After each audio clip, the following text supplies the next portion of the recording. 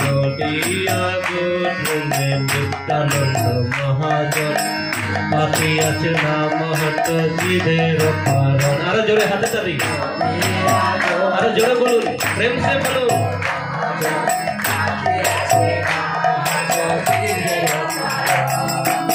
আপনারা সবাই জানেন শ্রী মায়াপুর নবদ্বীপ ধাম আপনারা গেছিলেন, ওখানে 9টা দ্বীপ আছে। 9টা দ্বীপের মধ্যে একটা দ্বীপ হলো গোদ্রুম দ্বীপ। সেই গোদ্রুম দ্বীপে ভগবান নিত্যানন্দ মহাপ্রভু একটা হাট খুলেছে। কিসের হাট? নামের হাট। নামের হাট পেতে গোদ্রুমে নদিয়া হরিনাম, ওই জন্য বলছে নদিয়া গোদ্রুমে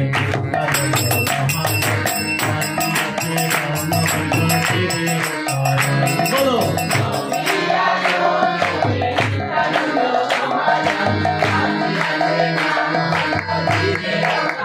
এবার বলছে এই হরিনামটা কারা নিতে পারবে সেটার বলছে কেন, ঠিক আছে? সত্যবান জন হে সত্যবান জন, বলো। এই হরিনাম নিতে গেলে একটা পাত্র লাগবে, সেই পাত্রটা হলো শ্রদ্ধা, ঠিক আছে? আর কিচ্ছু লাগবে না। সত্যবান জন হে সত্যবান জন, বলো।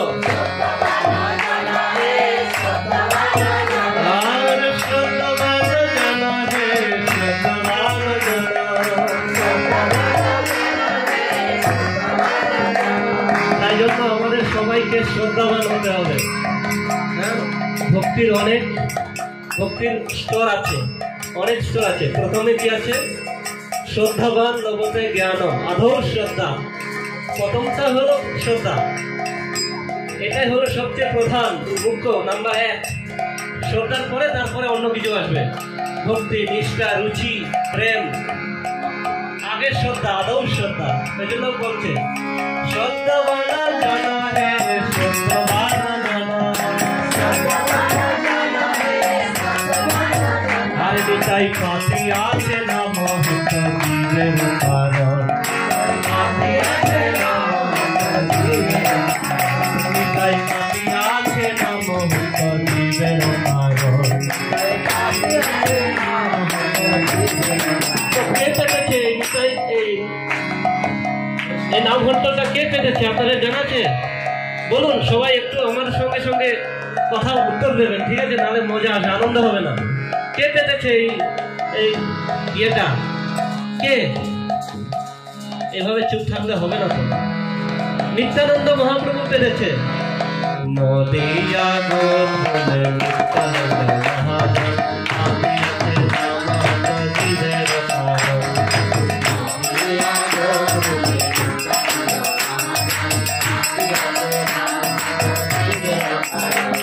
এবার এরপরে কি বলছে দেখুন, প্রভুর আগায় ভাই মাগিয়ে ভিক্ষা। ভালো, আরো জোরে হাতে তালি। প্রভুর আগায় ভাই মাগিয়ে ভিক্ষা। একটু আগে আমি বললাম না, মহাপ্রভুর আদেশ পালন করতে হরিদাস ঠাকুর, নিত্যানন্দ প্রভু, আরো যত সব আচার্যরা ছিল, তারা গৃহে গৃহে দুয়ারে দুয়ারে গিয়ে কি বলছে? একটা ভিক্ষা চাইছে। কি ভিক্ষা? প্রভুর আগায় ভাই মাগিয়ে ভিক্ষা। হাতে তালি। প্রভুর আগায় ভাই মাগিয়ে ভিক্ষা। আরে বলো কৃষ্ণ ভজ কৃষ্ণ করো কৃষ্ণ শিক্ষা। এটাই একমাত্র ভিক্ষা চাইছে। কি? মুখে কৃষ্ণ নাম বলো, আর কৃষ্ণের ভজন করো, আর কৃষ্ণের নাম প্রচার করো, অন্যদের জানাও। বলো কৃষ্ণ ভজ কৃষ্ণ করো কৃষ্ণ শিক্ষা।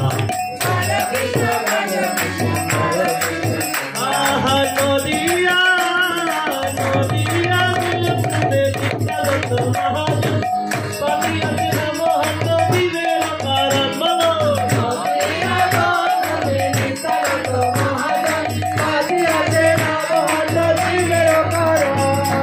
এরপরে কি বলছে? এটা হলো প্রথম স্তর গেল। এরপরে আস্তে আস্তে আরো লেভেল বাড়বে। কি বলছে? অপরাধ শূন্য হয়ে লহ কৃষ্ণ নাম, অপরাধ শূন্য হয়ে লহ কৃষ্ণ নাম। আমরা জানি হরিনামের 10টা মুখ্য অপরাধ আছে। তার মধ্যে একটা প্রধান অপরাধ হলো হরিনামের বলে পাপ করা বা অপরাধযুক্ত নাম করা। নামের বিভিন্ন স্তর আছে, নামাভাস, নাম অপরাধ, শুদ্ধ নাম। ঠিক আছে? এবার আমরা অপরাধযুক্ত নাম করি অনেকে, মানে হরিনামও করছি আবার সাইডে অন্য কিছুও করছি, টিভি দেখছি, মোবাইল দেখছি, খেলা দেখছি, হ্যাঁ, মন দিয়ে করছি না। এটা কি হয়? নামের অপরাধ হয়। এখানে ওই জন্য বলছে আরে অপরাধ শূন্য হয়ে লহ কৃষ্ণ নাম, অপরাধ শূন্য হয়ে লহ কৃষ্ণ নাম, ওরে অপরাধ শূন্য হয়ে লহ কৃষ্ণ নাম, অপরাধ শূন্য হয়ে লহ কৃষ্ণ নাম। আমরা যখন অপরাধ শূন্য হয়ে কৃষ্ণ নাম করব, তখন আমাদের কৃষ্ণের সঙ্গে কি সম্পর্ক সেটা আমরা উপলব্ধি করতে পারবো, সেটা আমরা আস্তে আস্তে জানতে পারবো, তা না হলে জানতে পারবো না। তাই জন্য বলছে অপরাধ শূন্য হয়ে লহ কৃষ্ণ নাম, এবার কৃষ্ণ মাতা কৃষ্ণ পিতা কৃষ্ণ বলরাম, বলুন হাতে তালি, কৃষ্ণ মাতা কৃষ্ণ পিতা কৃষ্ণ বলরাম। এই লাইনটার অনেক গূঢ় অর্থ আছে। আমাদের এই জগতে যত সব সম্পর্ক আছে, মা বাবা, ভাই বোন, স্ত্রী স্বামী, ভাই, হ্যাঁ, ছেলে পুলে মেয়ে, সব হলো অস্থায়ী সম্পর্ক। এগুলো কয়েকদিনের মাত্র। আমরা যতদিন এই জগতে আছি, এই শরীরে আছি, ততদিন এই সম্পর্ক, তারপরে আর কেউ কিচ্ছু নেই। হ্যাঁ, আর একটা জিনিস আমাদের স্থায়ী থাকবে, সেটা কি? কৃষ্ণের সঙ্গে সম্পর্ক। জীবের স্বরূপ হয় কৃষ্ণের নিত্য দাস। আমরা ভগবানকে মা বাবা, ভাই বোন, বন্ধু, সখা সবকিছু বানাতে হবে। হ্যাঁ, এরকম অনেক অনেক ভক্তরা আছে, ভগবানকে বিভিন্ন সম্পর্কে জড়িয়ে তারা ভজন করেছেন। কৃষ্ণ মাতা কৃষ্ণ পিতা কৃষ্ণ ভগবান, বলো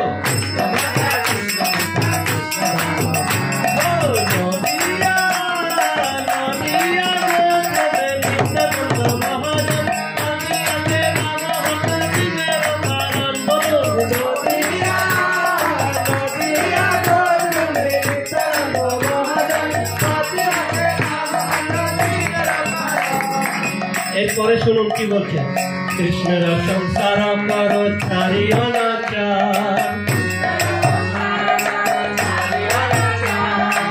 এটা কিন্তু খুব গুরুত্বপূর্ণ। কি বলছে? কৃষ্ণের সংসার করো ছাড়ি অনাচার। আমাদের কিচ্ছু ছাড়তে বলা হয়নি যে বিয়ে করতে পারবে না, সংসার সন্তান উৎপত্তি করতে পারবে না, চাকরি করা যাবে না, টাকা পয়সা ইনকাম করা যাবে না, কিচ্ছু বলছে না। কি বলছে? সংসার করো। কৃষ্ণ কিন্তু কি বলছে?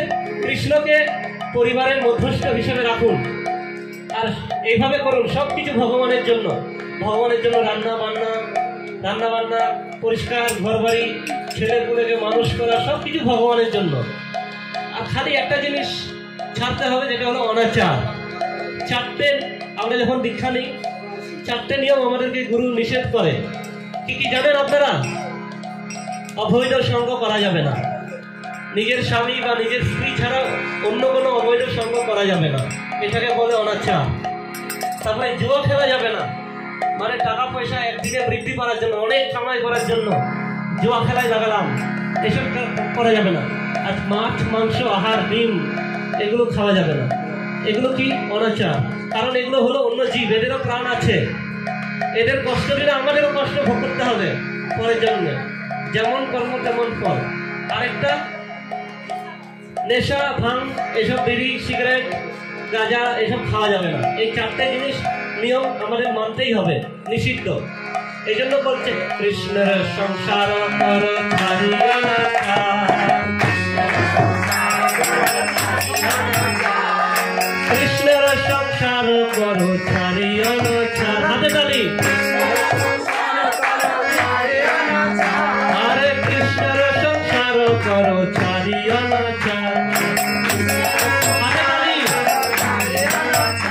আচ্ছা, লাস্ট আরেকটা লাইনে কি বলছে, ও জীবে দয়া কৃষ্ণ নাম সর্বধর্ম সার। কতটা সরল দেখুন, আমাদের আচার্য বৃন্দরা আমাদের জন্য কতটা সুযোগ, কতটা সহজ করে দিয়ে গেছে। কতটা পুরাণ আছে আমাদের মধ্যে কে জানে? 18টা পুরাণ আছে, 108টা উপনিষদ আছে, কতগুলো সূত্র আছে, হ্যাঁ, ভগবত গীতা, মহাভারত, রামায়ণ, কত গ্রন্থ আছে, কত শাস্ত্র আছে। আর আমাদের এই কলিযুগে, আমাদের এই পরিস্থিতিতে আমাদের সময় কোথায় এতগুলো করার, জ্ঞান অর্জন করার? আমাদের সেজন্য কি করেছে আচার্য বৃন্দরা? তাদের সমস্ত সময় না খেয়ে না দেয়ে না ঘুমিয়ে আমাদের জন্য সমস্ত শাস্ত্রের নিছক সার রেখে দিয়ে গেছে এই ভজনের মাধ্যমে। কিচ্ছু করতে হবে না, জীবে দয়া কৃষ্ণ নাম, এই দুটোই হলো সর্বধর্মের সার। তাহলে আর কি লাগবে বলুন? আর কিচ্ছু করতে হবে না। আমাদের কোনো জীবের প্রতি অহিংসা, কাউকে কষ্ট দেওয়া যাবে না, দুঃখ দেওয়া যাবে না, হ্যাঁ, সবার প্রতি শ্রদ্ধা থাকতে হবে। আমাদের পূর্বে অনেক আচার্য আছে, জীব দেখলেই প্রণাম করবে, যে কোনো জীব হোক, সাপ, ব্যাং, সাপ, বাঘ। আর যখন আমাদের অন্য জীবের প্রতি প্রেম হবে, তারাও আমাদের সঙ্গে প্রেম করবে, কেউ কাউকে মারবে না, খাবে না। জীবে দয়া কৃষ্ণ নাম সর্বধর্ম সার।